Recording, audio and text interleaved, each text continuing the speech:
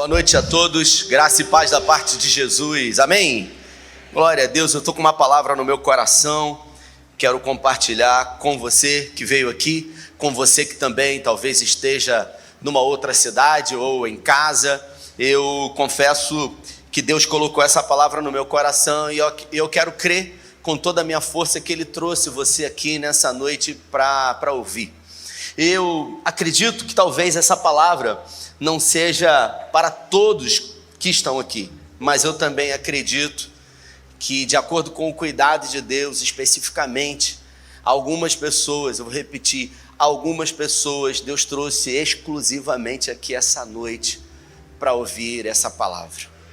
Então, se você pode, abra sua Bíblia no livro de Josué no capítulo 4, a partir do versículo 14, eles vão botar no telão, já está aí, Josué capítulo 4, a partir do verso 14, e a minha tradução diz assim: naquele dia o Senhor exaltou Josué à vista de todo Israel, e eles o respeitaram enquanto viveu, como tinham respeitado Moisés. Então o Senhor disse a Josué: ordene aos sacerdotes que carreguem a arca da aliança e saiam do Jordão. E Josué lhes ordenou que saíssem.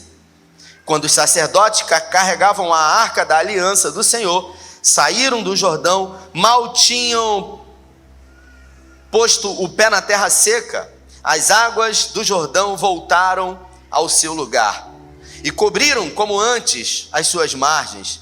No 10º dia do primeiro mês, o povo subiu do Jordão e se acampou em Gilgal, na fronteira leste de Jericó. E em Gilgal, Josué ergueu as 12 pedras tiradas do Jordão. Disse ele aos israelitas: no futuro, quando os filhos perguntarem aos seus pais que significam essas pedras, expliquem a eles: aqui Israel atravessou o Jordão em terra seca, pois o Senhor, o seu Deus, secou o Jordão perante vocês, e até que tivessem atravessado. O Senhor, o seu Deus, fez com o Jordão como fizera com o Mar Vermelho, quando o secou diante de nós, até que tivéssemos atravessado. E assim ele fez para que todos os povos da terra saibam que a mão do Senhor é poderosa, para que vocês sempre temam o Senhor, o seu Deus. Se você pode, feche os seus olhos. Pai, essa é a tua palavra, e nessa noite, uma vez mais, em graça, que o Senhor fale conosco, que o Senhor tenha liberdade na nossa mente e no nosso coração, que tão logo ao sairmos daqui, diante de tudo que foi dito aqui pela tua palavra, que os nossos olhos sejam abertos, que as escamas caiam dos nossos olhos e que os exemplos da tua palavra possam servir de balizadores para os desafios que nós temos enfrentado nas nossas vidas. É o que nós te pedimos e te agradecemos em nome de Jesus. O tema da nossa conversa de hoje é: no futuro, o que dirão sobre você? Tiago, isso é legado. E a pergunta que eu quero fazer é: no futuro, o que dirão sobre você? A vida é feita de desafios, a vida é feita de momentos bons e ruins, ela é cíclica, ela é estacional, ela é vivida por momentos bons e ruins. E quando os momentos ruins quando os momentos ruins chegam, nós os chamamos de crise. E toda crise, ela é um processo de ruptura, mas também uma grande oportunidade para crescermos. Esse texto que eu escolhi é um texto que eu vou, na nossa conversa, tratá-lo de trás para frente, ou melhor, de frente para trás, de um futuro para um passado. Afinal, eu li o versículo 14 que diz: naquele dia o Senhor exaltou Josué à vista de todo Israel. Deus resolveu exaltar a Josué diante de todo o povo. E por que Deus fez isso?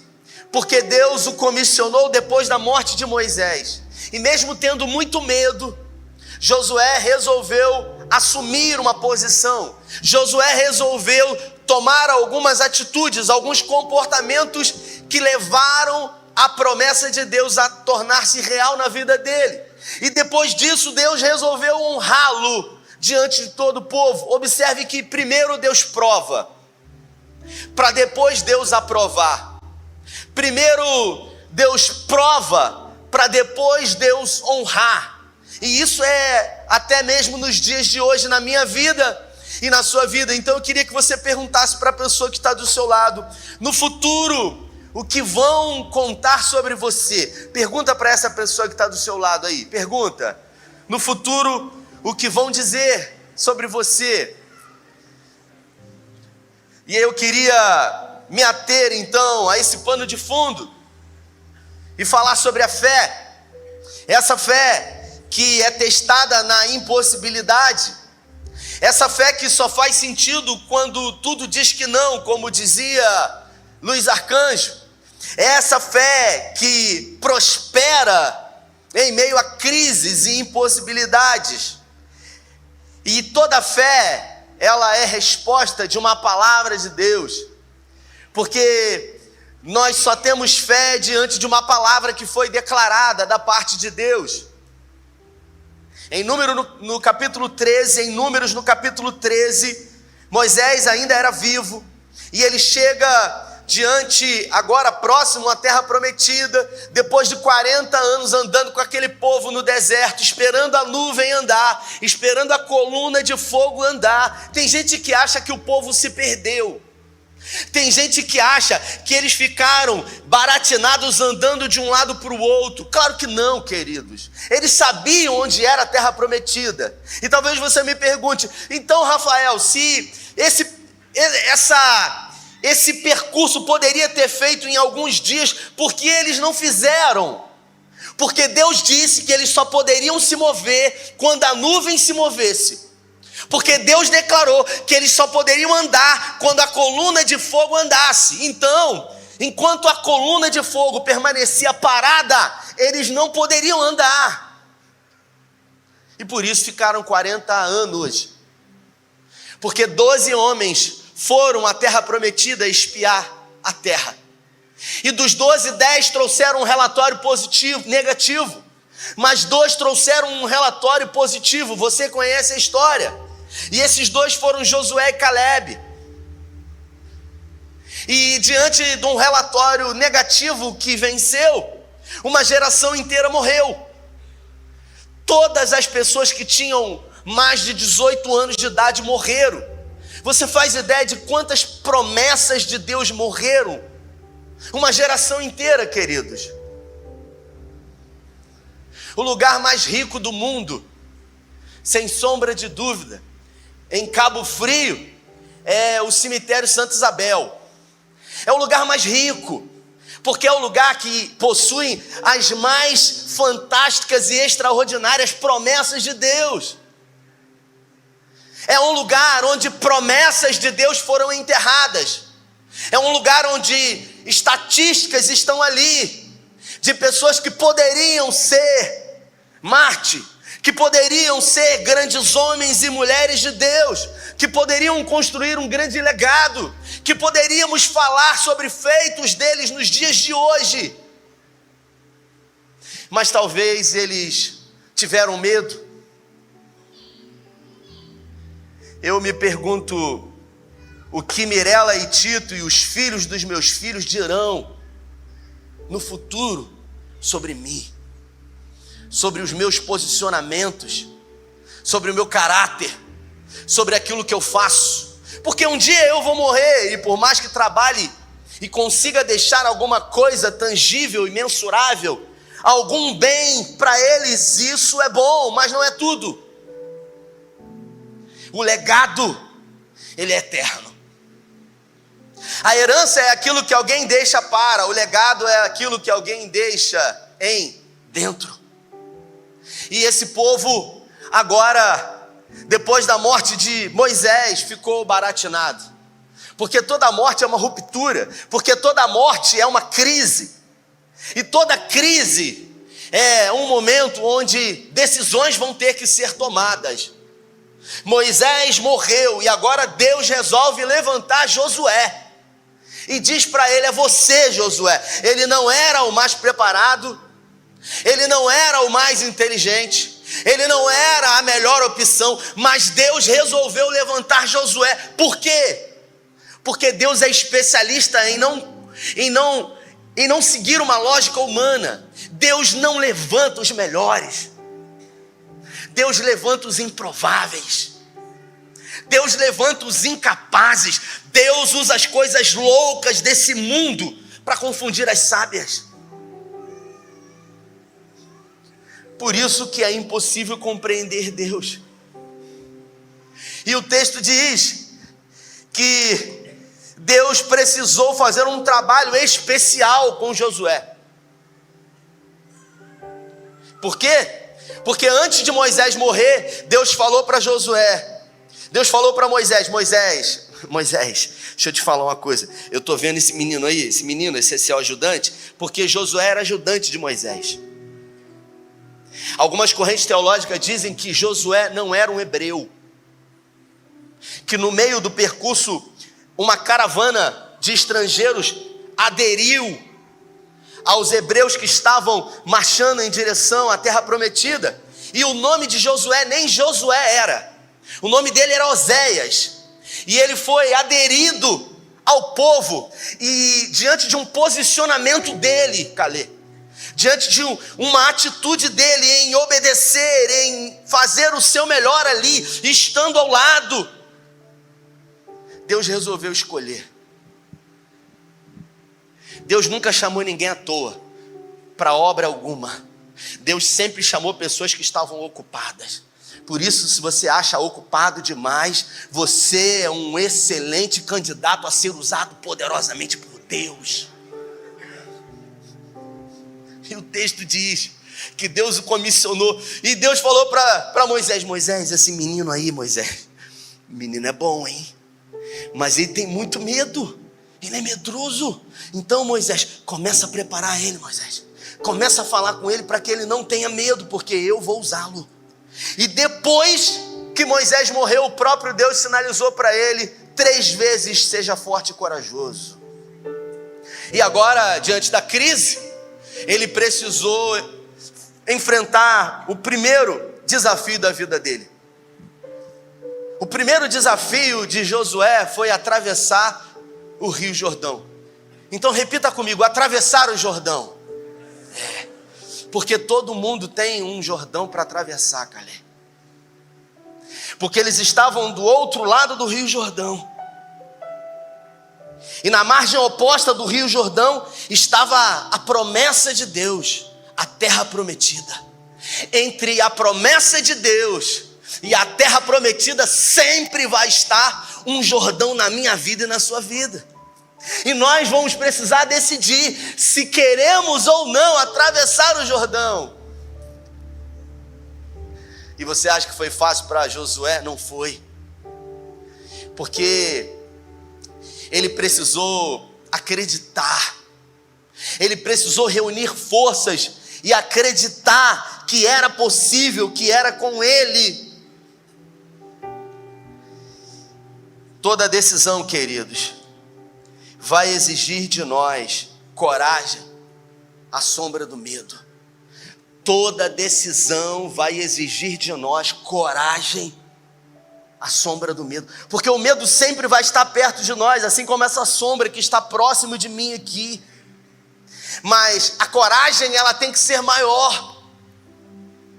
A fé, ela tem que ser maior, afinal ela só faz sentido na impossibilidade. E toda decisão, ela envolve renúncia. Porque decidir é escolher, mas decidir também é renunciar.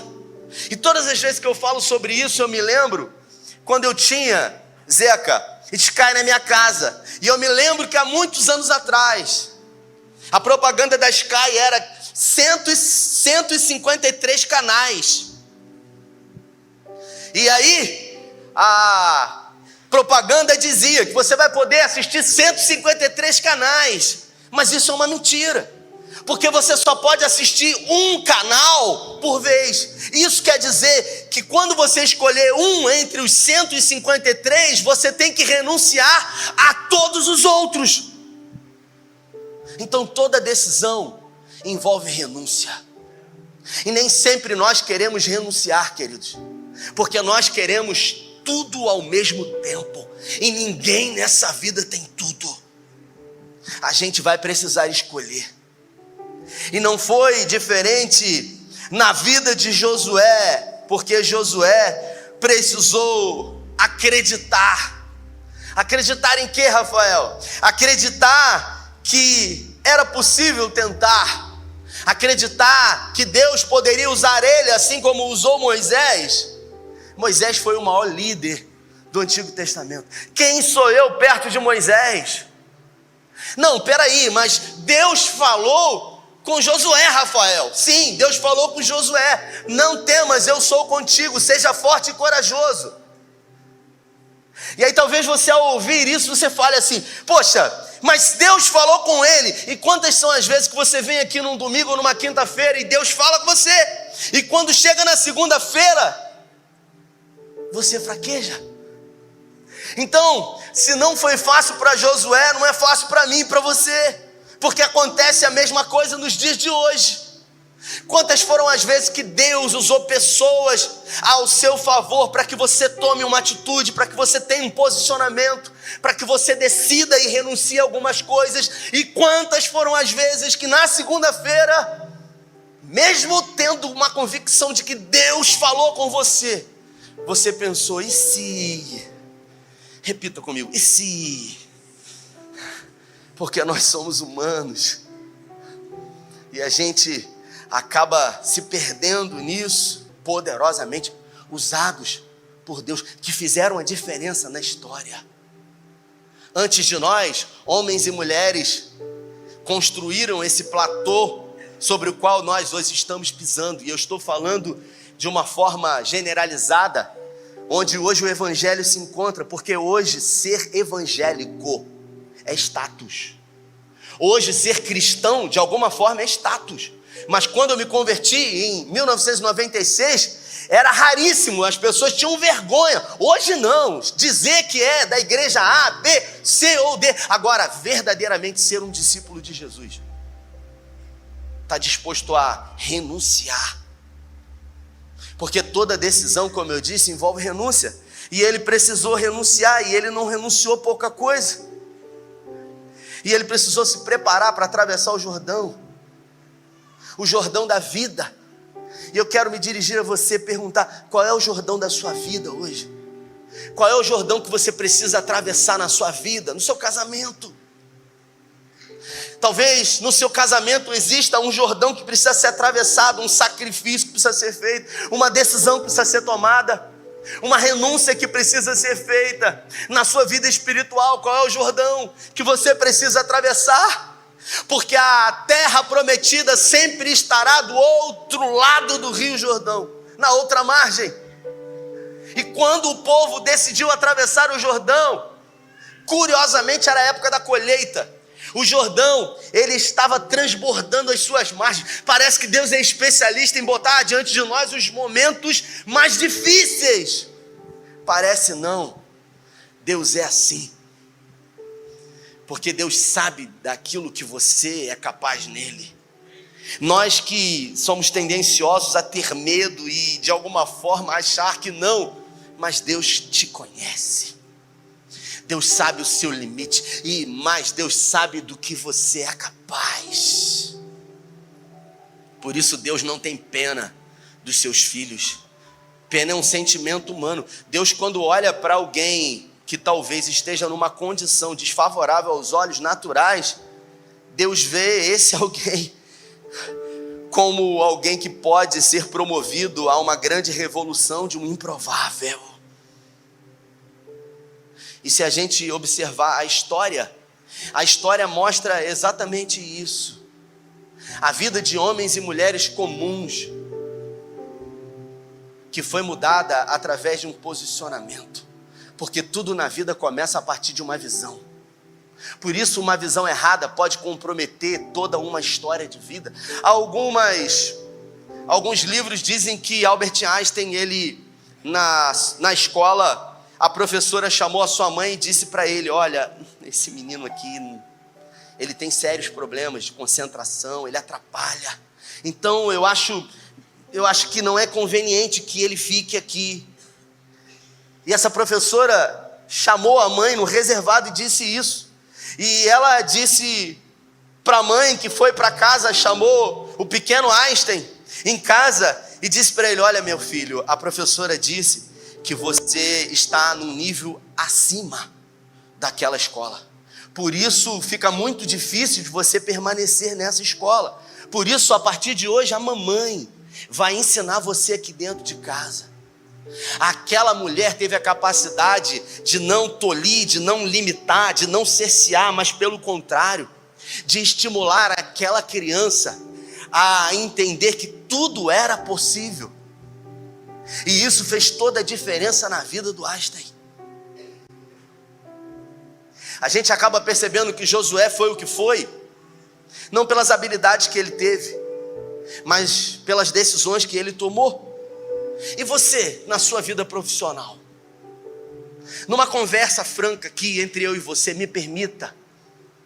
Eu recebo pessoas que estão há anos fazendo o que não gosta, se submetendo a líderes que são narcisistas e não fazem absolutamente nada para mudar isso.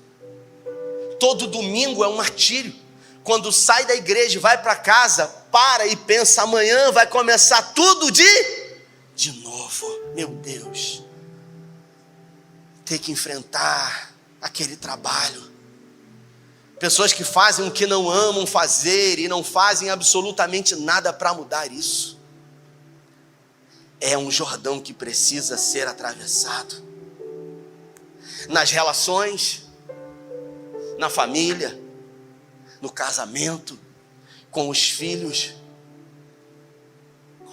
Diante de nós está um desafio, uma crise. E toda crise vai nos dar a oportunidade de mudar, ou não, de permanecer, de se convencer de que isso é talvez um castigo da parte de Deus, ou uma cruz que você precisa carregar, como se nós verdadeiramente recebemos de Deus um castigo. Não, queridos. Em João 10:10 diz que o ladrão veio para matar, roubar e destruir, mas Jesus veio para te dar vida e vida em abundância. Ele veio para te dar vida na vida. É uma abundância de vida. Por isso você é livre.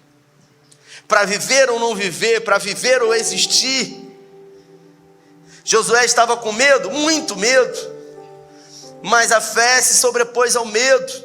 E eu notei algumas coisas aqui que podem ser feitas e que foram feitas por ele. No momento de crise, uma das coisas que ele fez foi tirar os olhos da crise. Porque quando olhamos para a crise, vamos temer. Quando olhamos para algo que é maior do que a crise, existe uma possibilidade da gente entender que é possível, mesmo que a gente já tenha fracassado, mesmo que a gente já tenha tentado e não tenha dado certo. Ele tirou os olhos da crise e ele resolveu colocar os olhos em Deus. Ele resolveu acreditar numa palavra de Deus. E quantas são as vezes que Deus fala? Com quantas pessoas Deus aqui já falou? Levanta a mão, eu quero conhecer. Se Deus já falou com você, quem tem uma palavra de Deus tem tudo. Eu não preciso mais de nada, eu só preciso acreditar. Eu só preciso me posicionar e decidir atravessar. E observe como se deu nesse texto. Deus falou para ele: prepare o povo, coloca a arca na frente. A arca representava a presença de Deus.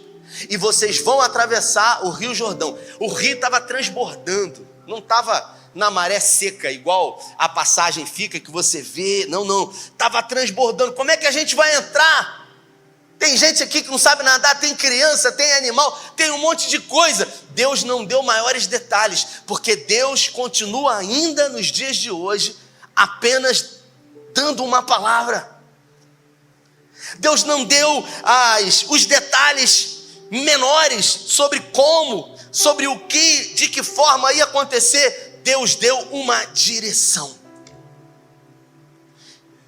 E a fé é resposta a uma palavra de Deus. Se Deus disse para você, vá, a sua resposta tem que ser fé.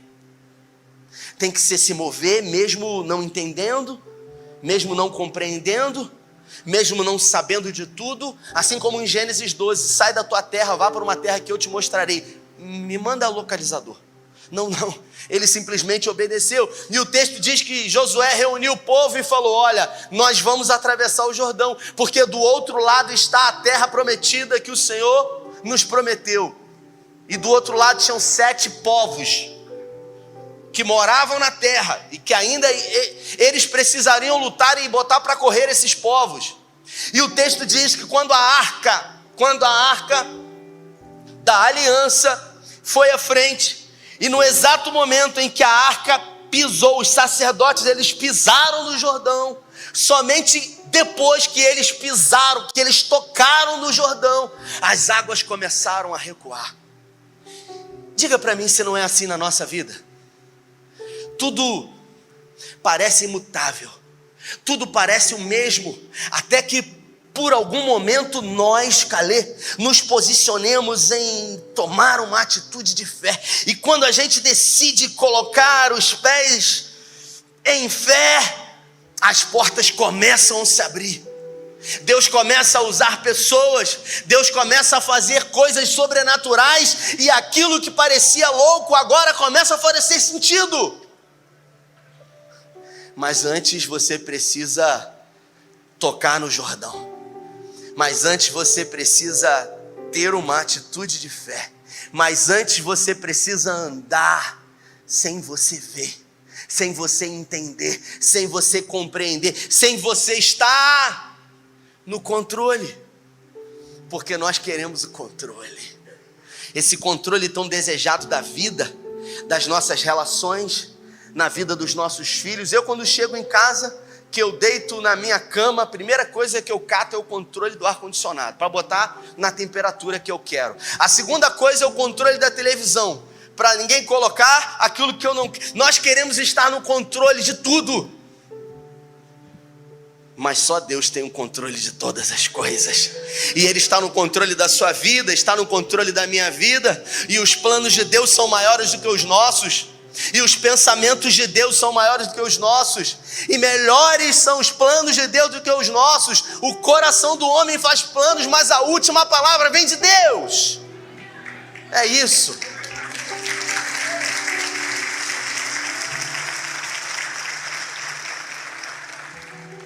O povo decidiu não acreditar na promessa, queridos. Tudo o que Deus deseja é estreitar relacionamento conosco. Relacionamento, porque saindo do Egito, 420 anos escravos, Deus fala, olha, agora a gente vai estar pertinho. Agora eu serei o Deus de vocês e vocês serão minha propriedade exclusiva. Com 3 dias eles tiveram sede, foram para Moisés, a gente saiu de lá para passar sede aqui. Mas Deus falou, agora vocês serão minha propriedade particular. E aí Moisés falou, Deus, eles estão com sede. Deus falou, meu filho, é só falar que eu vou providenciar água. E Deus providenciou água, eles beberam. Alguns dias depois nós estamos com fome e Deus mandou carne. Até que Moisés chega para Deus e fala assim, Deus, está uma situação chata, porque esse negócio de ficar pedindo. O que Deus queria era um relacionamento, queridos. O que Deus busca é um relacionamento. E Deus falou, tudo bem. Então vamos fazer o seguinte, a partir de hoje vai ter maná todo dia, vai ter um pão sobre a relva, um pedacinho de algodão, assim, uma bolinha de algodão, que é chamado de maná, o pão dos anjos. E quando todo mundo acordar, toda a superfície vai estar tomada por esse maná. E observem, estou garantindo que não vai faltar, porque eu estou garantindo. Se Deus garantiu, como diz o carioca, então já é. E ele disse: do 6º para o 7º dia, vocês vão guardar para que vocês nem precisem pegar.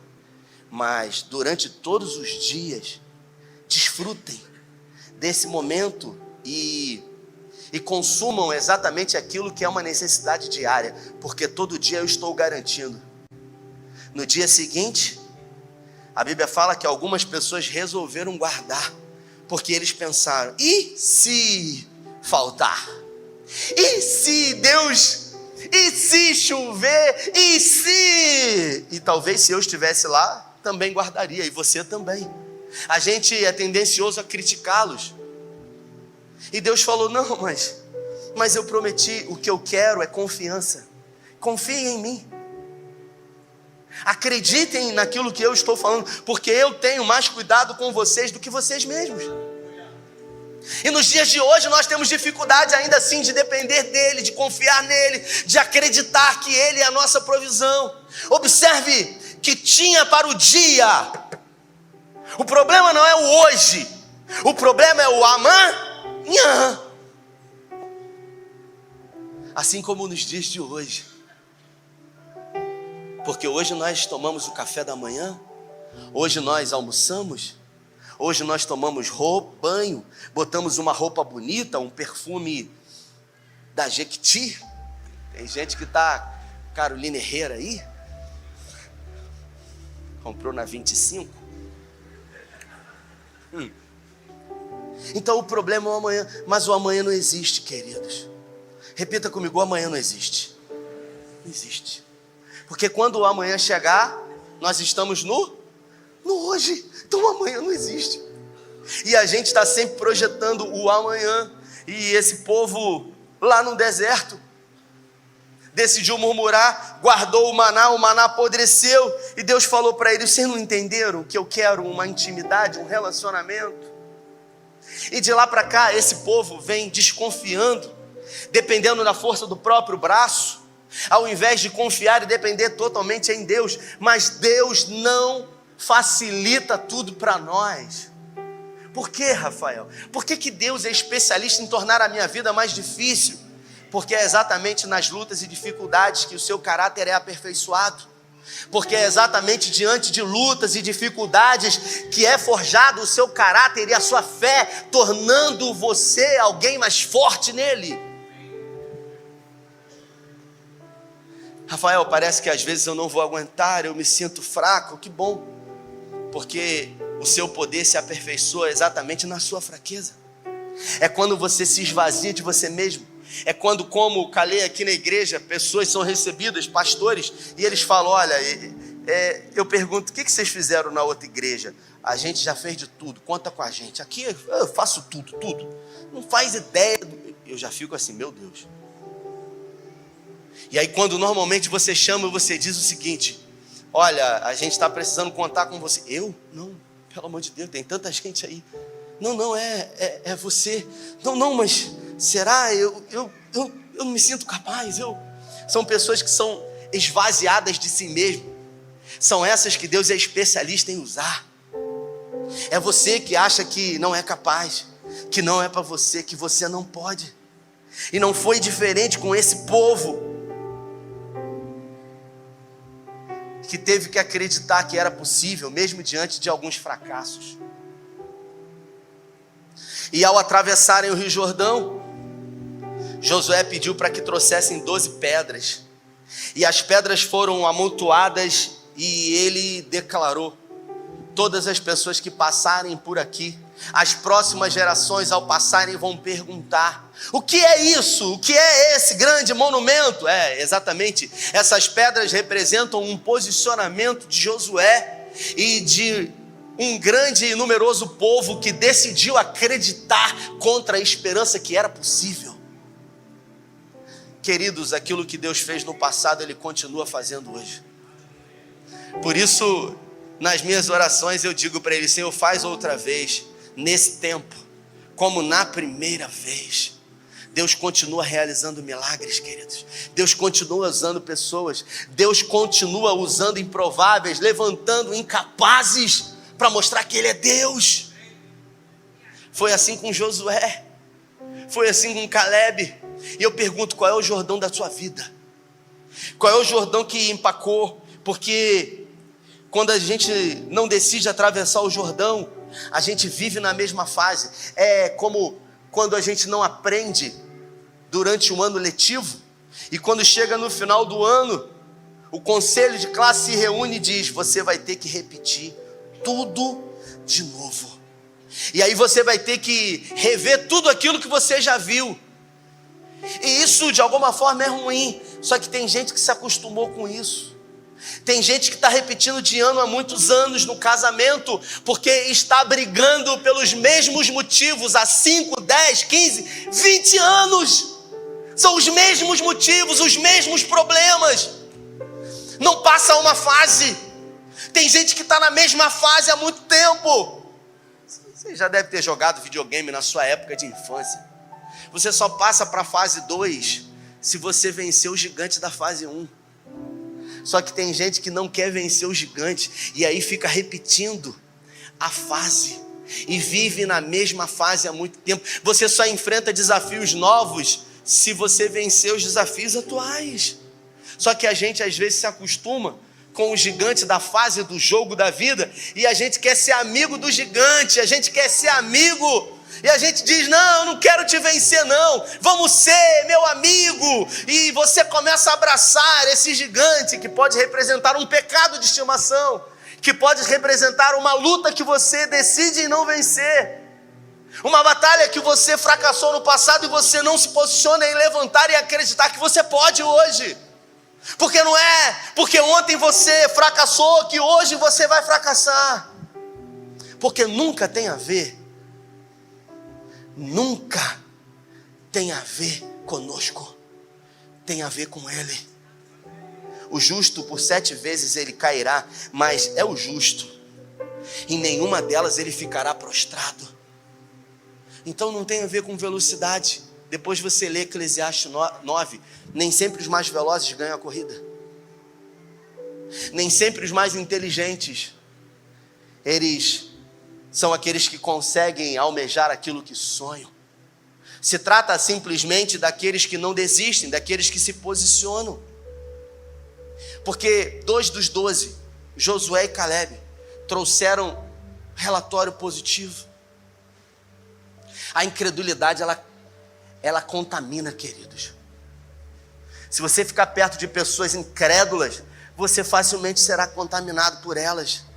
E o texto diz que Josué e Caleb se posicionaram. Eles decidiram não entrar no efeito manada. Eles disseram: não, Deus falou. E Caleb rasgou as vestes dele e ele falou: tem uma palavra de Deus. Se a gente tem uma palavra de Deus, a gente precisa mais de quê? Eles serão como pães, eles serão devorados por nós. Enquanto 10 disseram: nós somos como gafanhotos diante deles. Caleb disse: não, eles são pães. Você faz o que com pão? Você devora o pão, você come o pão.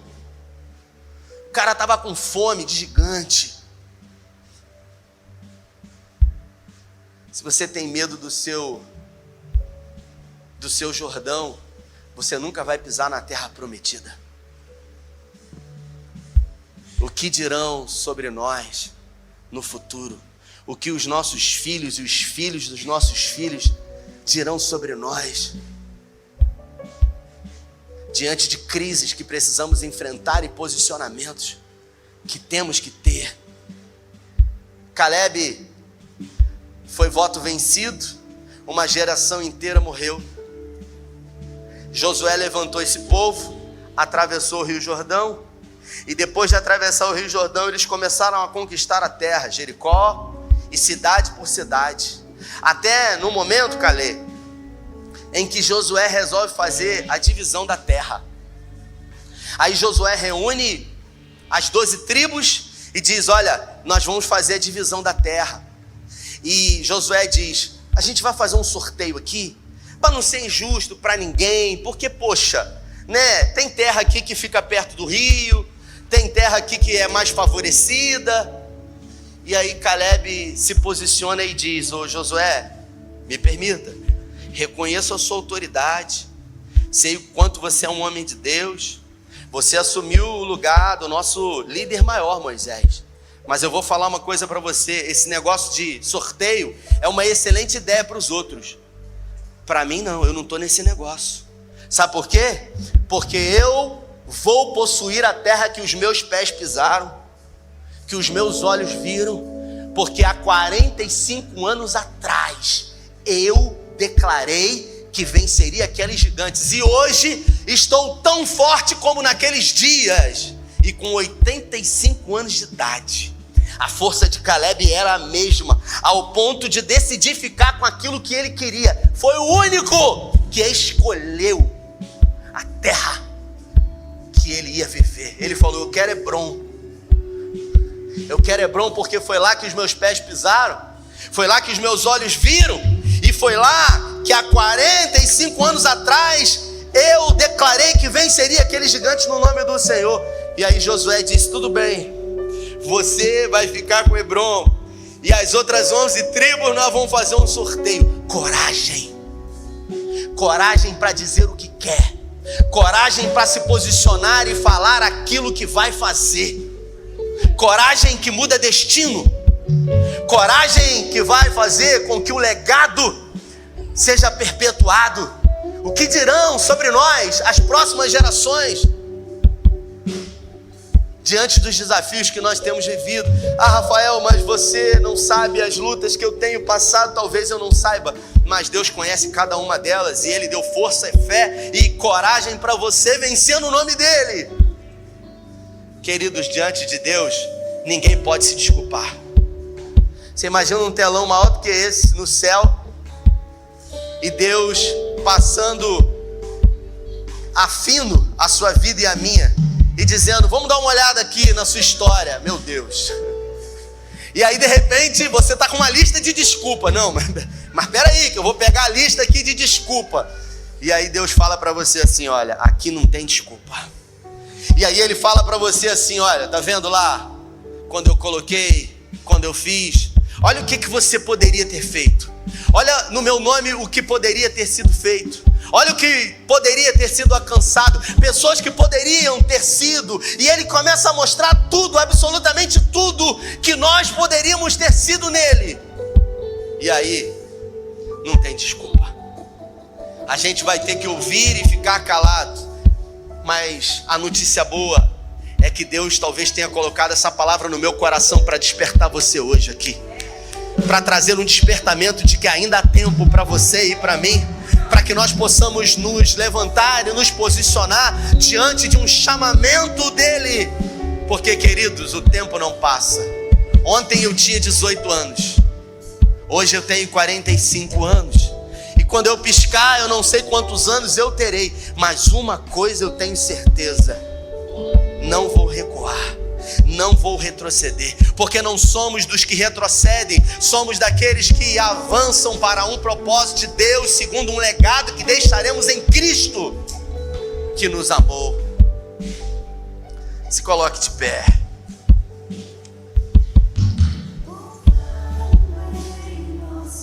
Qual é o Jordão da sua vida?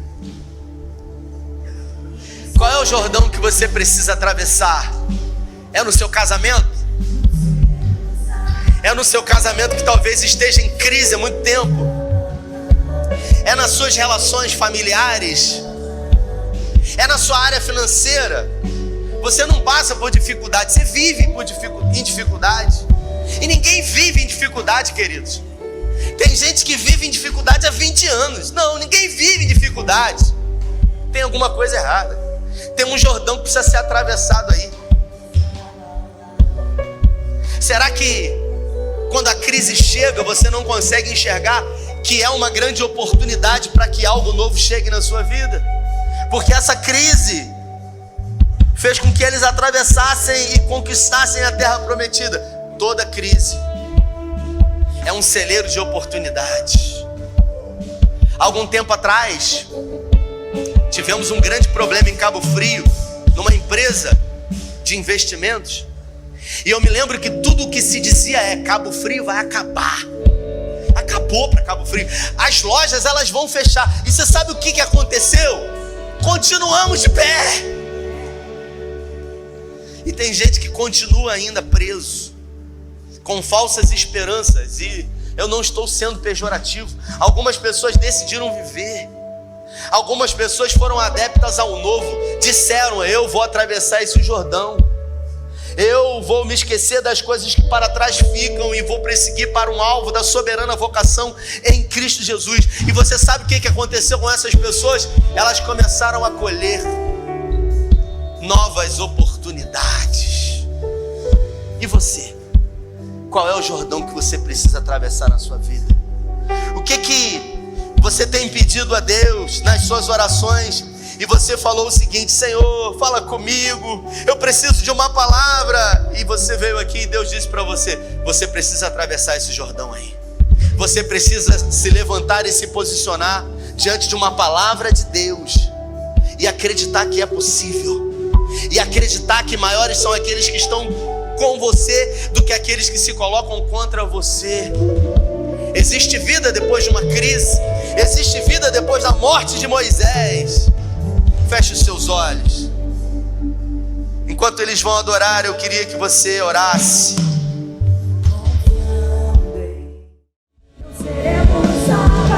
Nós vamos orar. Eu não vou chamar ninguém à frente hoje, mas como eu disse no início dessa mensagem, eu creio que Deus trouxe pessoas aqui para tomarem um posicionamento diante de uma vida de insatisfação no casamento, talvez na área financeira, na vida espiritual, nas relações. Tem um Jordão aí que precisa ser atravessado. Deus poderia fazer o Jordão abrir, sim, mas Ele prefere esperar você ter crise. Claro, eu vou descer, fica aqui, querido. Bem, tá aqui a primeira pessoa. Onde que está a segunda pessoa? Fica comigo aqui. Onde está a segunda pessoa? Onde que está a segunda pessoa? Já tem a segunda pessoa aqui. Onde está a terceira pessoa para Jesus? Sai do seu lugar. Eu não ia chamar, mas se ele já veio, eu quero orar com você. Você que precisa atravessar um Jordão, sai do seu lugar.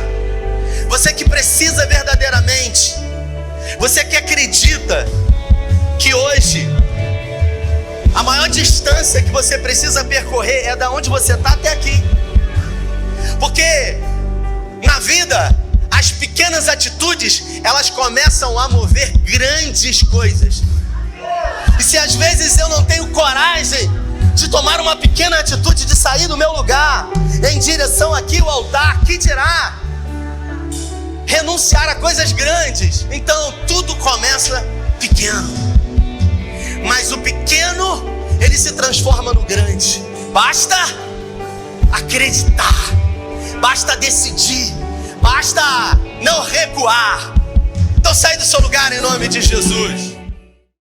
Não seremos abalados. Se você está no seu lugar e essa palavra falou com você, e você entende que foi para você essa mensagem do coração de Deus para o seu coração, e você acha que você não tem força, você acha que você não consegue, você acha que você não é capaz, você acha que a sua história acabou, você acha que as pessoas não dão crédito a você, você perdeu a capacidade de se enxergar em Deus. Você precisa que o Senhor, Ele segure na sua mão. Se é com você que o Espírito Santo falou, levante suas mãos o mais alto que você puder. Pai, no nome de Jesus, onde houver uma mão erguida aos céus, que o Senhor segure nessa mão agora. Que o Senhor fortaleça esse homem, essa mulher, esse jovem, e que o Senhor possa derramar uma graça hoje, ó Deus, capacitadora, revestidora, para que eles possam atravessar o Jordão da vida deles e enfrentar os gigantes, ó Deus, na terra prometida. Toda a terra prometida está para além do Jordão. Hoje nós decidimos, Senhor, atravessar o Jordão da nossa vida, o Jordão que nos separa, que nos impede de pisar naquilo que o Senhor declarou sobre as nossas vidas. Pai, capacita esse homem e essa mulher. Senhor, levanta aquele que está caído, põe de pé aquele que está abatido, fortaleça aquele que está cansado. No nome de Jesus eu declaro Eu declaro que o Senhor fará uma coisa nova na sua vida hoje. Eu declaro pelo poder que há no nome de Jesus e na palavra do Senhor, eis que Ele fará uma coisa nova na sua vida, na sua família, no seu ministério, na sua área financeira, nas suas relações. Eu declaro pelo poder que há no nome de Jesus, que o medo não irá paralisar você. Eu declaro pelo poder que há no nome de Jesus, que as frustrações do passado não irão paralisar você. Eu declaro que todas quanto forem as promessas de Deus em Cristo, você tem o sim e o amém da parte de Deus. Você nele é mais do que vencedor. Eu declaro que a partir de hoje, segundo a palavra de Deus, Abraão, você será uma bênção. Você será uma bênção ao entrar, ao sair. Você será uma bênção onde quer que você esteja, para a glória do nome dele. Eu declaro que os gigantes fugirão, ainda que o inimigo venha contra ti por um caminho, por 7 caminhos eles fugirão da sua vida. Guarda a nossa casa, Senhor, os nossos filhos. Ó Deus, abençoa a obra, o fruto das nossas mãos. E que essa semana que começa hoje seja uma semana de atravessar o Jordão que nos impede de alcançar a terra prometida. Oramos com fé em nome do